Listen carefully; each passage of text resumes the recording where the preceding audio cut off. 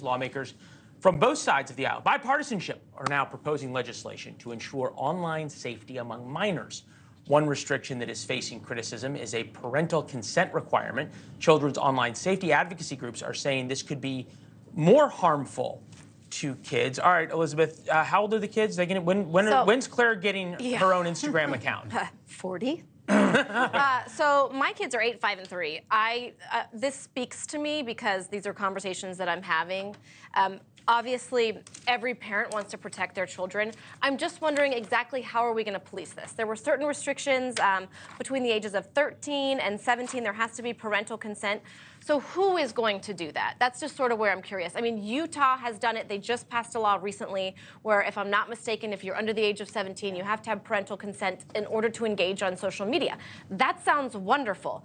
What next? Who's going to come to my house and make sure that my children are not on social media? What type of controls are there going to be? Are they going to be online, digital? How can you verify someone's age? That's a privacy I'm just trying to understand this. You do a lot of reporting on social media. Children's online safety advocacy groups are saying that requiring parental consent could be more harmful to kids. I don't even get the logic. Yeah, so I think the logic here, or the criticism of this, is that a parental requirement could just be a Band-Aid for this issue, that they need to go deeper than that, that we need to start confronting social media companies themselves, that, just because a parent says, okay, yes, maybe the parent isn't fully informed about what their child is consuming on social media, what they're doing on social media, the sites they're going on. So I think the criticism is, okay, how do we go past that, and how do we infiltrate not infiltrate the social media companies, but figure out where they're coming from. But once they turn a certain age and the parents have given them that consent, then the question then becomes, but the media companies can still take all their data and still do the things with it. But I don't think this is an either or. I think it's a both and. One has to do with what these companies are doing to children and the data that exists, how they mine it, how they sell it.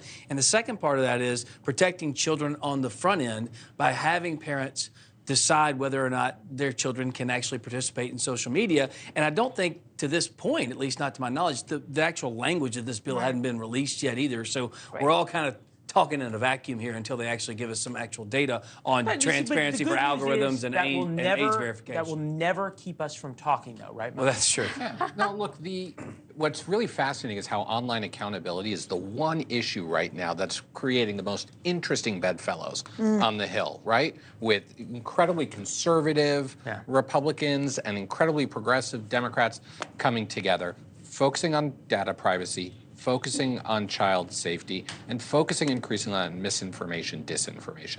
I think there's a lot that needs to be looked at statutorily and in terms of regulation.